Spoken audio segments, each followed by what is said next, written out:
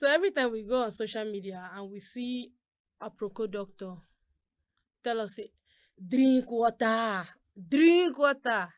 and most of us don't be like, oga, you too do, rest in Jesus name. Oh boy. It is necessary that we drink water, especially now.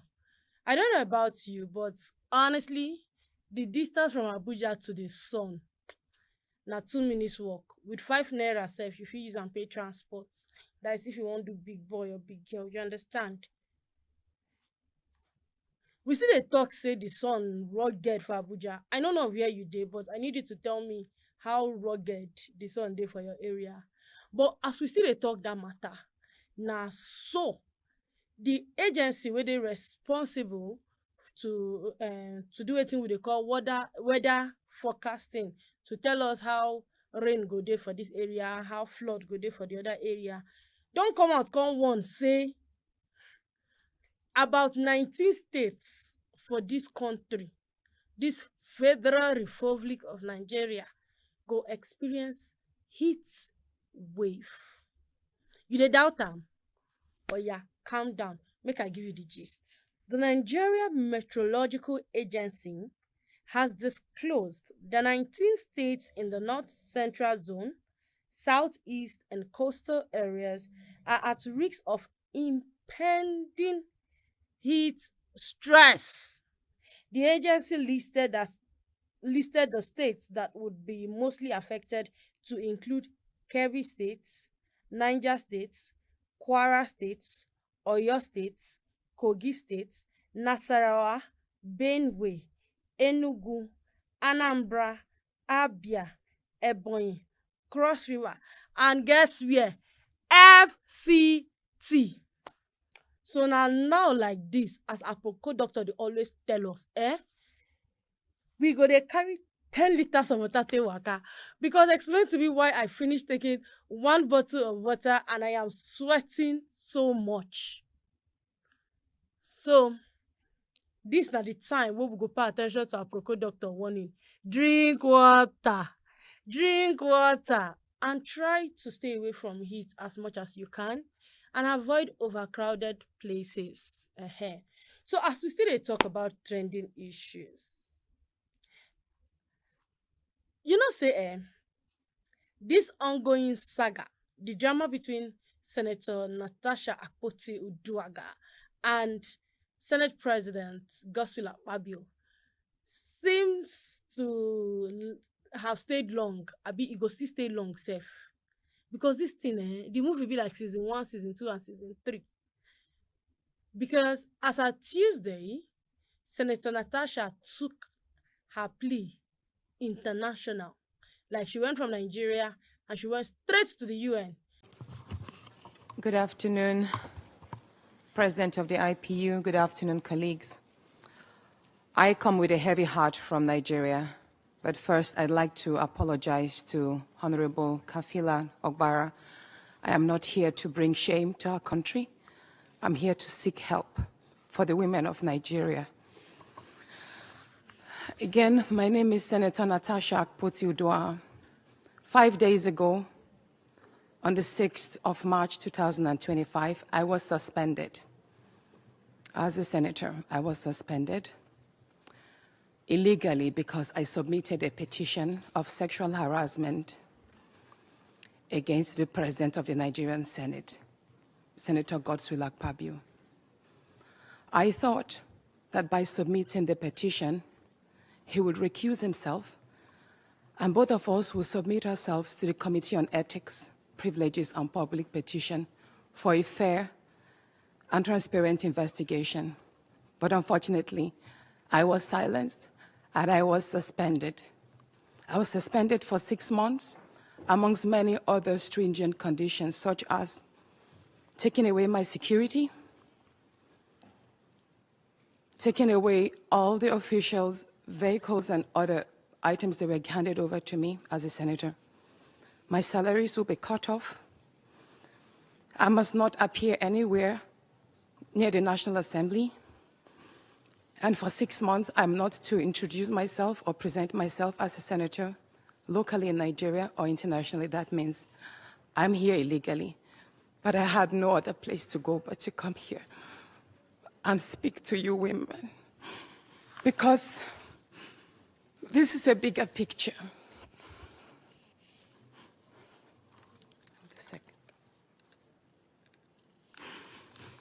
This is a bigger picture. It depicts the crisis of women political representation. My suspension is not just about me. It's about the systemic exclusion of women. Now, some people don't dey ask say, how it concern UN for inside this matter? How they want to put body for this kind of matter? Shey international bodies get that kind of rights?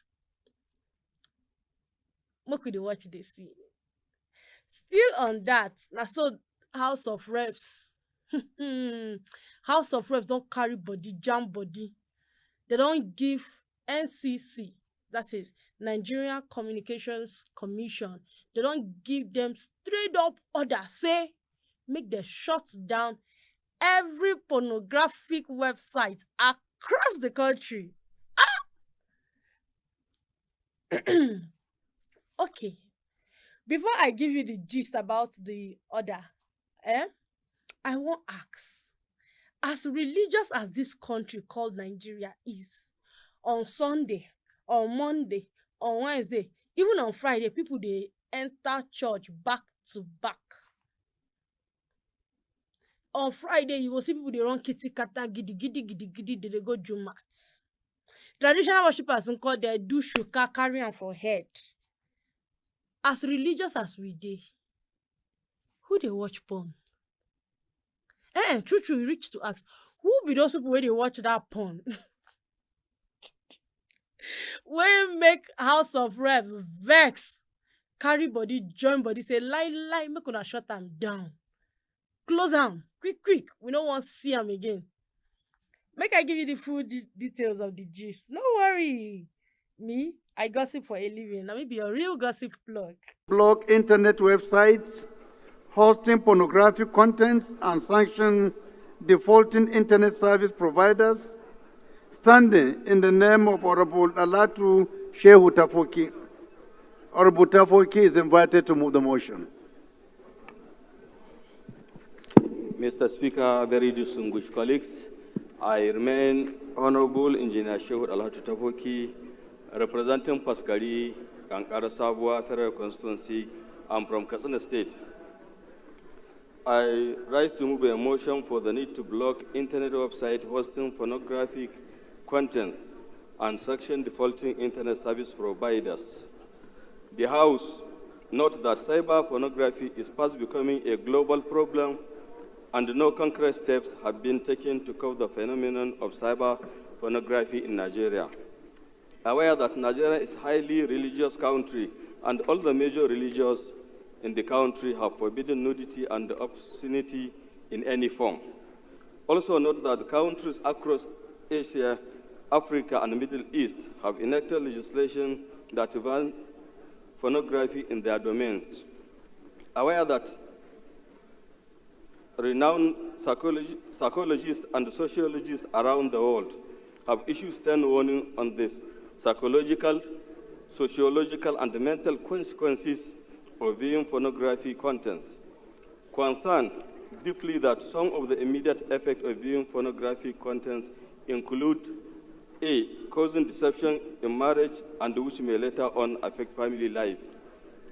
B, promoting adultery, prostitution, and many oral expectations that can result in dangerous, promiscuous behavior. C, leading to addiction, escalation, desensitization, and the acting out sexually by one person.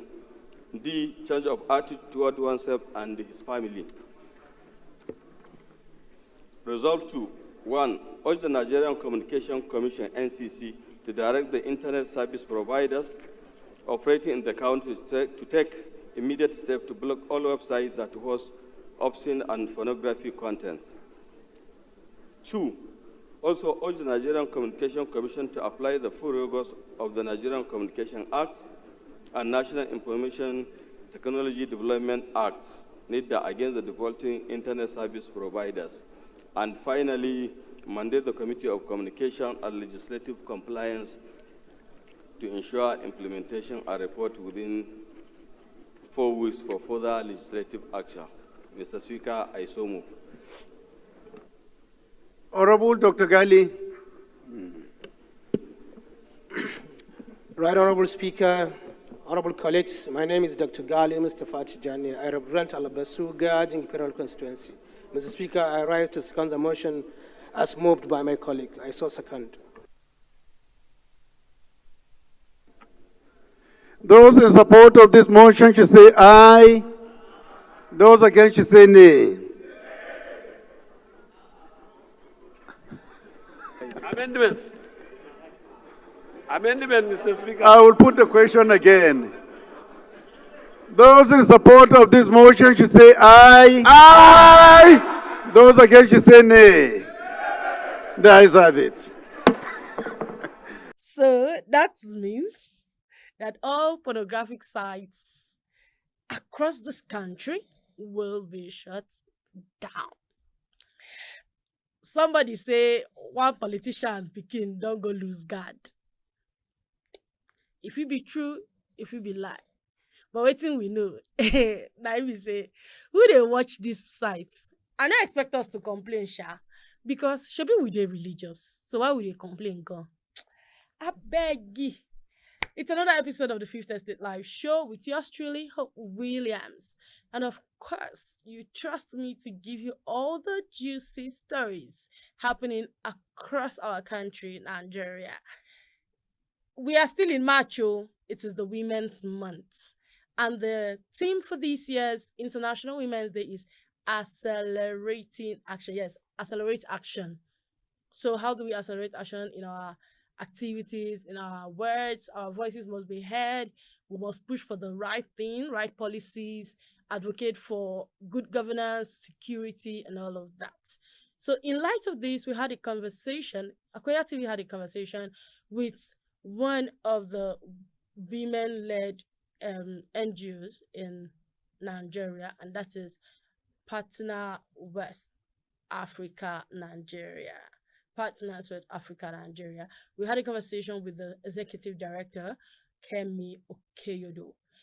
During our conversation with her, she spoke about sexual gender-based violence and this sexual-based violence against people living with disabilities. She spoke about the challenges. She talked about their visits to the School of the Blind in Niger State, where she had a conversation with these people and they get to express how they feel about reporting this incident, this crime that was perpetrated against them. You would wonder what she says in details. Stay tuned. More recently, there has been a lot of media engagements by organizations, especially in areas of, you talk about people living with disabilities. How has that fared? Has it been challenging working with them? Especially because your organization hammers on inclusivity over the years. So it's based on an intervention we had that we were implementing. And that's why I say, I mean, if we look at it through our prism, you'll be learning every day, and you find that no matter how inclusive you feel your processes are, there is always a group or two that you have left out. So working on responding to sexual gender-based violence in communities over the years, we have interfaced, we've worked with law enforcement and security personnel, building capacity, modeling what we tag the mixed observers team, MOTs, which is basically looking at women within the law enforcement and security agencies coming together and being in the forefront of addressing some of the SGBV issues. Why did we say they should be in the forefront? Because ideally, the law enforcement and security agencies in a country should mirror the community they are serving. That's what fosters trust. So if I get into a police station and it's all men, and I want to make a report, there are chances that I would not feel comfortable to proceed further, right? So we say they should mirror, and that's why. And then based on literature and the work we've also done, we know that there's a bit of hesitance on the part of citizens or members of the community to report certain types of crimes to men because of the element of shame, because of the element of shyness. How do I walk into a police station and I meet a man at the counter, and then I'm reporting, oh, I just got raped, I was harassed by this, I was assaulted by that. It might all go better for me if I meet a female officer and then I share my experience with her. But again, I'll quickly note that it's not a given that the female officer would also show empathy, right? Yeah. So that's why the training is across board, male, female. However, bolstering and having more women that they can engage with. That's the principle behind the mixed observers team. I think it was during the planning meeting that colleagues just said, okay, let's pay a visit to the School of the Blind in Niger with the MOTs, mapping, because we wanted to access schools, right? Yeah. So in accessing schools, we went to the School of the Blind, and it's totally changed the narrative for us. Because yes, they listened, but their issues were a bit not like regular issues. The issues we found on responding to sexual gender-based violence are also hinged on our legal framework and even at times some of our biases. Okay. I'm sure you enjoyed that part. Don't worry, there's more juice in it. She also spoke about women in leadership, the societal expectation of women, or the societal expectation for women in leadership, but those in politics, in the academia, in public participation, and all of that. She spoke about the expectation. She said women are expected to give over 100% before they even get an eyebrow. Like, okay, she's trying. This is in contrast to their male counterparts. It's International Women's Month, and this year's theme is Accelerate Action. PWAN had a webinar with guests to talk about women participation in governance and politics and all of that. What is your view concerning women in leadership, how men, or how we can generally amass support for them, what actions need to be taken to really accelerate the action that we are looking at for this year's team? I think for me, I say women in leadership, women participation in public space goes beyond politics. I would say we need to look at it from the prism of the different sectors of the society.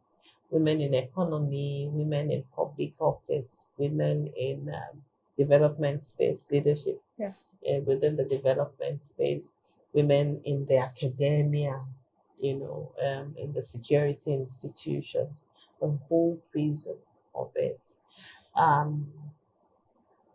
And I would say that I'm not sure we're doing enough, particularly in the public governance space. Not that I'm not sure, I know we're not doing enough. Once upon a time in this country, and I think that was the trend we saw 2003, 2007, it was almost a given that you would get a male-female joint ticket, right? And over time, we saw how that whittled away, and then the push was joint ticket based on religion. Religion, yes. And I asked myself, should it be either or? Allegations of emotional maturity, emotional Intelligence. intelligence. I don't think it also holds water, right? Because when a man is ambitious, there is no issue with it.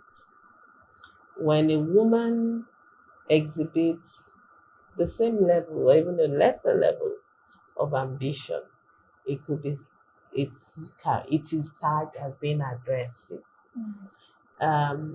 If a woman also under the level of ambition indicates interest in certain positions, if a man indicates interest in certain positions, it's tagged as it's a given. I mean, that's normal. If a woman indicates interest in certain public positions, it's like she doesn't know her place, right? Over the years, we've engaged with women, different women in politics, intergenerational conversations, and the issues are still the same. Oh, she's a prostitute. Oh, she's not under the cover of a man. Therefore, she's irresponsible. Oh, she's on her second marriage. Therefore, she's irresponsible. But he's on his second wife. He's on his third marriage. It's okay, right? Oh, she has they say, what else did they say? Oh, she has a PhD, she's overqualified. Oh, he has a PhD, he's well read. Yeah. So you see, the society, I think, at every point in time is trying to downplay, trying to subjugate the girl child, invariably adult women too, as we get older. So you want something, you have to learn to fight for what you want. I tell colleagues that if a woman is undertaking a task, for her to be recognized that she's undertaking that task, she would have had to put in 110, 120, 150% of her efforts into it. Then maybe she will get an eyebrow and an acknowledgement that, okay, she's doing the task, before we even talk of, oh, she's doing it well.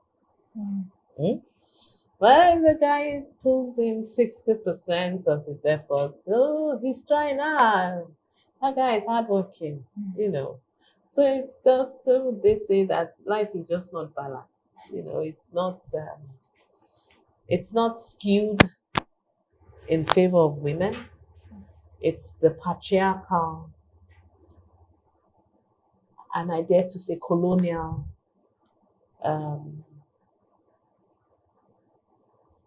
hangover. Okay. Yeah. Speaking on work-life balance, she also said that as a career woman or woman in a public space, there is always this part where you have to juggle. But when you have an understanding partner and you know your goal, what you want to achieve, your ambition, you can be able to define a framework that works for you to have a work-life balance. Those of una wey dey talk say, she's a career woman, so she cannot marry. Excuse you, is Ngozi Okonjo-Iweala not married? Late Dora Akuyili, is she not married? Was she not married? How about Chimamanda Adichie? Is she not married? Come on.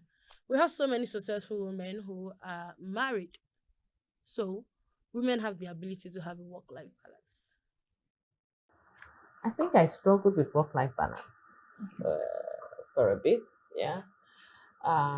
Because again, it's this element of what do you want to put in your best, and like I said, the system is skewed in such a way that you have to put in 105, 120, 130% before you are even acknowledged. So I struggled quite a bit with work-life balance. I'm even still on the journey of work-life balance. I'm not fully there. But I think wherever you are at every point in time, you need to determine what is essential, what is desirable, and then determine what you need to do. I mean, there's a level you are at that it needs everything of you. So you need to invest as much as you can invest. So your level of ambition would gauge your work-life balance. Yeah. For the work-life balance, again, your partner is essential. Whoever you decide to join yourself with, right? Because if the person understands and the person appreciates what you're doing, if you're on the same journey together, it makes it easy, Easier. right? So if you guys are, you can just even decide that, okay, today we're not talking business, today we're not talking work, but you'll find even in your down times, little, conversations will come. You'll get insights. You draw insights from each other, right? Then what do you like doing? Full details of our interview with Kemi Okenyodo will be out on our YouTube channel by Monday. Don't forget to like and share this video, and also leave a comment in the comment section. Follow us across all our social media platforms and subscribe to this channel. Meanwhile, on our sister show, the Fifth Estate Show, which shows on Isu Media on Facebook, you will find details of CSOs and NGOs activities in the development space in advocating for good governance and security and good policies to better our society. You can watch this every Tuesday on our YouTube channel on Akweya TV. And also click on the notification bell. You're missing a lot of interesting, juicy, and educative content. You don't know? Click on Akweya TV on YouTube now and then see our content. If you're a lover of music, but you're like, I'm a church person, but I love music, but oh my dear, don't worry, we got you covered. We've got the Christopherian Jam session. Yes, it's the reggae session for Christian. It's the gospel reggae session. We also have the Akweya language lessons. For those of us who wants to learn new language apart from our mother tongue, we have the Akweya language lesson. There's the Fifth Estate live show. We have our daily broadcast. You can never have a dull moment on Akweya TV. So do well to click on the notification bell so you don't miss out on these juicy conversations. And don't forget to check out our website for news stories, breaking news, news about CSOs and NGOs and their activities. You cannot miss out on it. Akweya TV got you covered on all aspects. So till I come your way again next week, don't forget to have a great day, and please drink water. Do have a great day.